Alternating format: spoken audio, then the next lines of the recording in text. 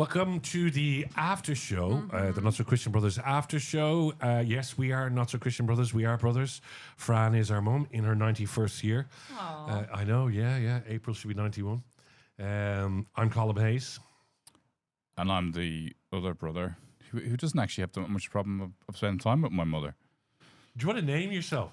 I'm Justin. But no, but you know, we had this discussion recently that you have to bring your children along. They like to catch up. Okay, that's They the way like to to put catch it. up. I'm okay with my mother on my own. Oh, wow. What a way to open the Sunday after show. Welcome to the Aftershow. Do, do, do. Same parents, different timelines, and united by chaos. Strap on, strap in, for the Not So Christian Brothers.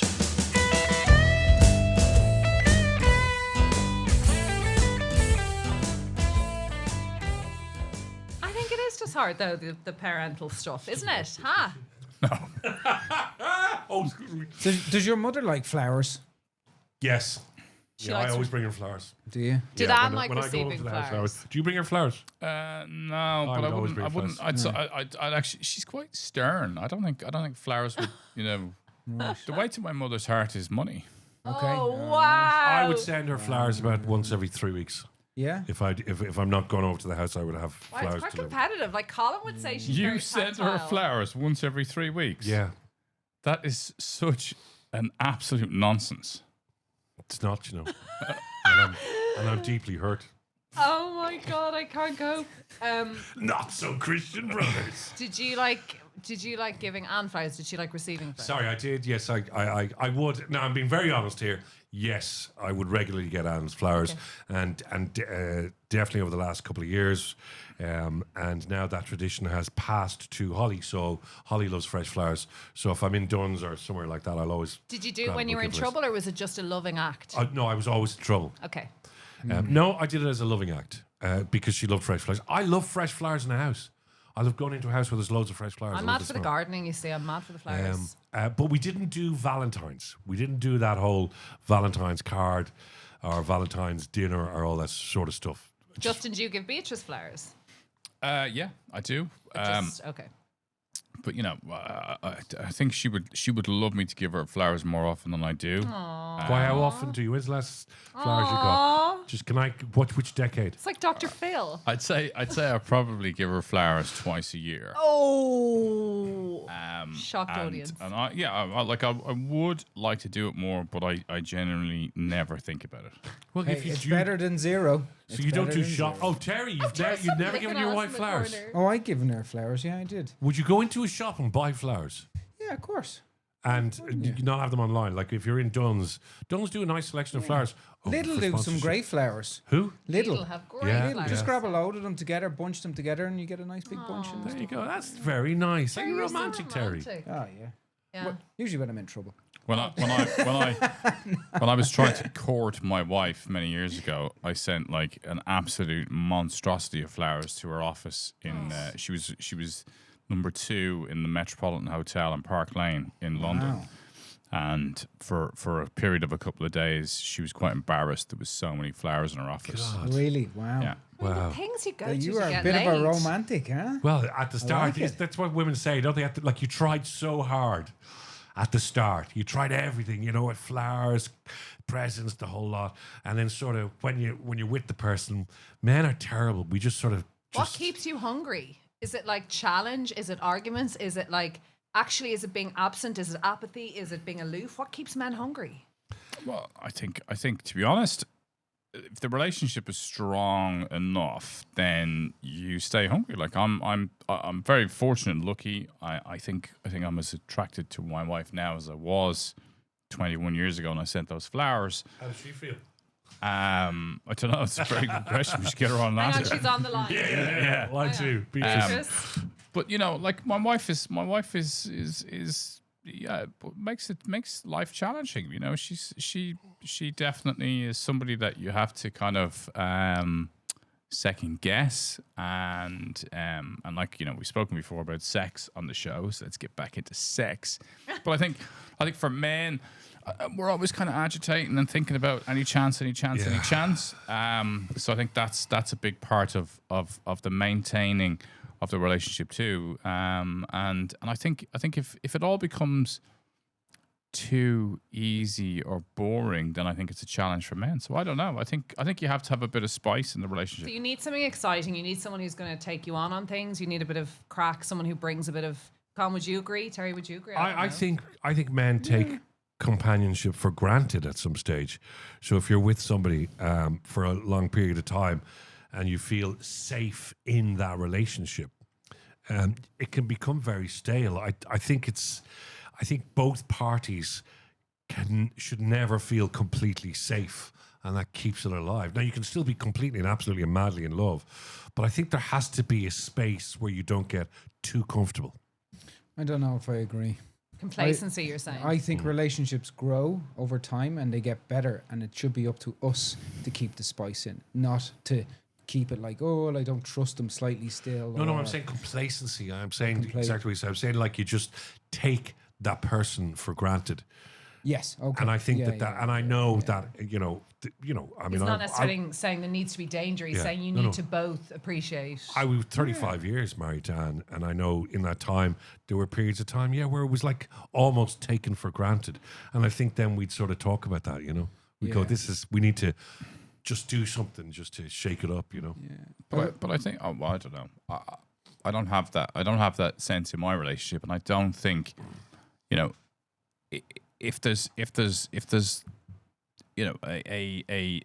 straightforward approach to how relationships are, I think you can avoid that.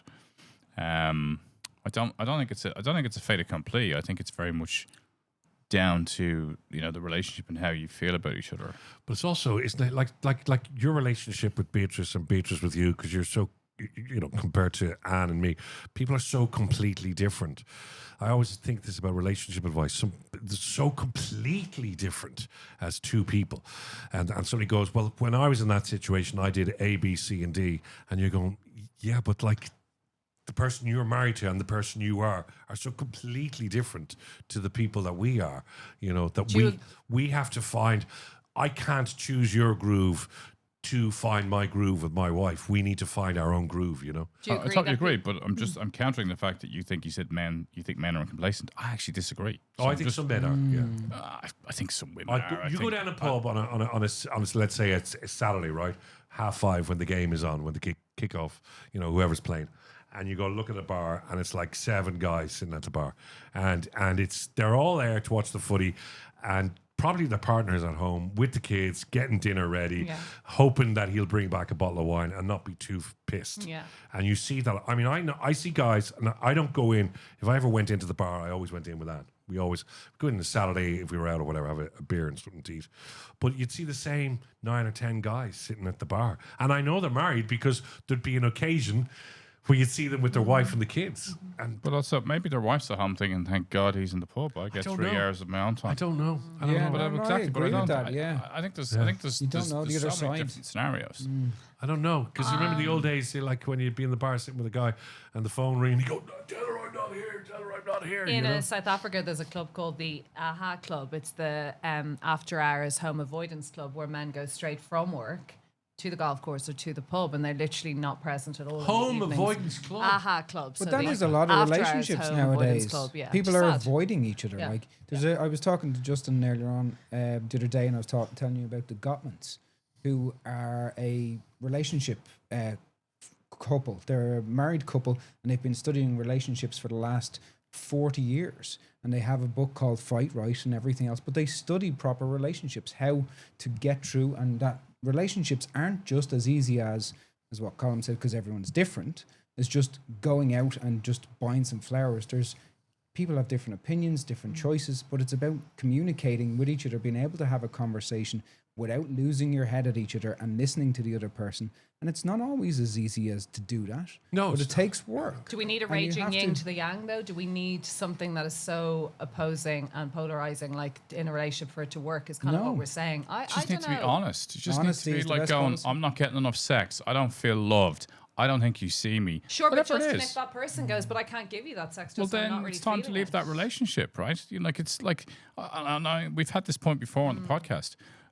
Soon, whoever's listening to this podcast will be dead. Maybe you've got a week, maybe you've got 20 years, but whatever you have, Subscribe now. whatever you have, why don't you live it? Like, why are you waiting for something else to happen in life? The only Maybe the choice grass, in maybe the terms grass of isn't always greener. People do get. the only choice to determine your own future is with yourself. If you're in a shit relationship, get out. If your husband doesn't love you, your wife doesn't love you, and you've had that conversation, and you can't move it on. Why are you staying there? Okay, It's not yeah, that simple, but Chris. is there? Oh, no, it's not that simple. I'm not saying it's an easy way to get out. But, you know, unhappiness is for as long as you're willing to entertain it. That's true. And until such time as you're willing to change that, it will remain a state of unhappiness. Now, there will be a bridge which is going to be difficult for you to move from unhappiness to clarity. And then in clarity, you have a chance of finding happiness. But staying inside perpetual misery but some has people a love that, guaranteed Justin. outcome. Yeah. Some people love being You made your miserable. bed, now sleep in it. Yeah, but you know the it's people quite a Catholic that thing. give out about their Yeah. partners or their friendship groups or their job. Yeah. And I have these people in my life. You guys all do. We're all at various ages, right? Do you ever just go, much like Justin said there, like, you know, I would say when you have small kids, it's harder to maybe move on from a relationship, but you can do it. Of course you can. But when you But say you know someone, what? Those small leave the kids will job or grow leave up the- watching you being miserable, right? Absolutely. So why not show them what it's like to see mom or dad happy? But when you say to someone, leave the job or leave the, and they're like, oh no, it's not, it's Yeah. grand. I'm like, but you talk about it all the time. Doesn't that drive? So are some people born miserable and happy to be miserable? Yes, there are people in job situations, Oh, and so especially annoying. they're hanging around the kitchen, and it's just I hate this, I hate what I do this, I hate this, and it's like, but why are you here then? You just signed like a 5-year contract. Yeah. You know, I mean, in RTE, okay, so there's in particular two people who people would know. And they worked in the institution right till the end of their career, and they got a really good pension. And all they ever did was moan and complain about RTE. Moan and complain. Every single day, I'm not going to mention who it is, every single day that I would meet them. And I'd walk away going, you're on an amazing salary. You are pensionable. You're going to be fine. Maybe it's I'm the in here in a comfort. 6-month contract. Maybe it's because they're so comfortable, they're moaners. Maybe you, just want need to a bit get of them by the neck and say, discomfort. just if you're so unhappy, like if the only, and I've had this conversation with a few friends of mine, if the only reason you're staying in the job is because it's pensionable, look at the vast area of time that you're going to waste to get to the pension, and all you're going to do is complain about the job, and then you get to the pension, 3 days out in the golf course, poof, you're gone. Oh you my know? God. It just goes back to the saying that misery is company. That's great.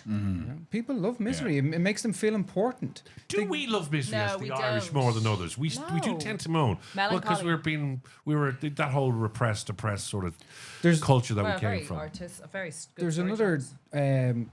psychological way of dealing with relationships called choice theory, and they have what's called a solving circle, and within that solving circle, you have the issue of what's happening, and both people have to want to solve the issue that's in the circle. And if you don't want to solve it, the relationship's never going to repair. Yeah. It's never going to be fixed. Sounds like a game of Twister. No, I like that. Step though. into I the like, circle. No, I like that. Though you're correct. If you can't meet, like Justin said, like if you're saying I'm not getting on sex or I'm not happy or we're not getting on, if you can't meet and the other person's like, well, deal with it. Like, where is it ever going to go? Because compromise is so important. Out the door. You have to, but like whether it's you know, solving circle in your relationship, solving circle in your friendship, solving circle with your siblings, or you know, solving circle in your work environment. You know, when I work with companies and managers and leaders, the biggest reason why things aren't going well, or especially why leaders are not functioning well, is because they're afraid to have difficult conversations.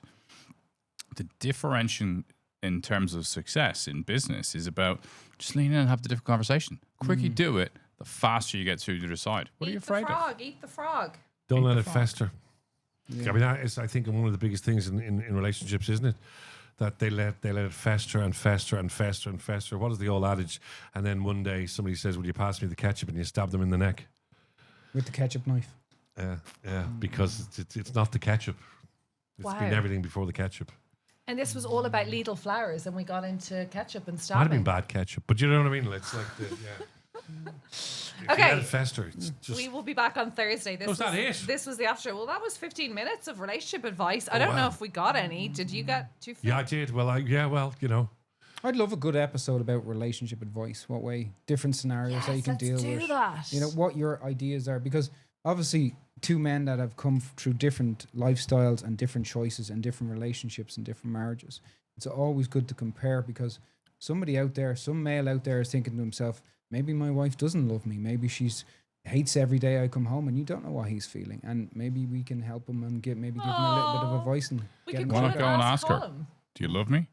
Oh, look at you, straight to the good juggler. I love it. Worst case scenario is she confirms what you think, and then you can just move on with your life. What about the woman? They go, do you love me? Yeah, I do. Do you really? Yeah, I really love you now. Will you just go and clear the garage out, and we'll go up to and get the decorations down or whatever? And it's like, Yes. all right, okay. Yes. And then you take the decorations out of the attic, going, Am I an accessory? Does she only love me because I'm helpful? Yes. Yes. I have a lot of friends who say that about their wives. They don't think that they're loved. No, I'm not saying that about Anne. No, Annie. no. But there are completely people. different. But I know people like that as well. I mean, I grew up. There was a kid down the road. I won't name, but the parents lived together. I think I mentioned before. You did. Parents lived together, but Protestants. no. This is different. These were Catholics. The parents lived together, but it decided they hated each other, but couldn't afford. This was the 80s. Couldn't afford to go anywhere else. 70s. Which, by the way, still happens today. I So know the- Colm thinks that Very house common. prices today No. are I'm more just saying that competitive than they were in the 80s. this was a decision they made back in the all, you, 70s. all you millennials and Will I Gen do Zs the need to story? get over yourself. Will I do the story? And he'll bring you flowers as well, This is to just help another you. chance to take a cheap shot at my economics. Oh, Jeez. God. That was the previous episode, going Mr. back before Property Christmas. to my left here. Episode 64. Mr. Monopoly board. Anyway, so they would talk to each other through their kids. Stop it. Yeah, yeah, so you she'd told the go story, yeah. to Brian. Brian, will you tell Dad his dinner's Stop ready? it. And Dad would be sitting 2 feet away. Dad, Mum said your dinner's ready. Brian, will you ask her what it is for dinner? Why are you not talking into the mic? Oh, sorry. Brian, well, I'm talking moving on to Brian. And they would, and you'd walk in, and this became so naturalized This is so weird. that they would talk to each other through their kids throughout the house. They had very about 7 upsetting for kids. the Well, children. as long as you and Justin don't do that, Terry, our show can you will be tell grand. Colm it's the end of the episode and we need to wrap it up? Colm, it's the end of the episode. We need to wrap it up, buddy. Terry, will you ask Justin, is he definitely going to wear hot pants on next week's episode? Justin, are you gonna? There's only one way that you'll definitely know, and that is if you tune in next week. So please like, subscribe, and follow. Please Comment on us. manscape. We're getting a couple of people from the extreme right and left who are getting Woohoo! agitated and upset. Thank you. You're welcome. See you next week.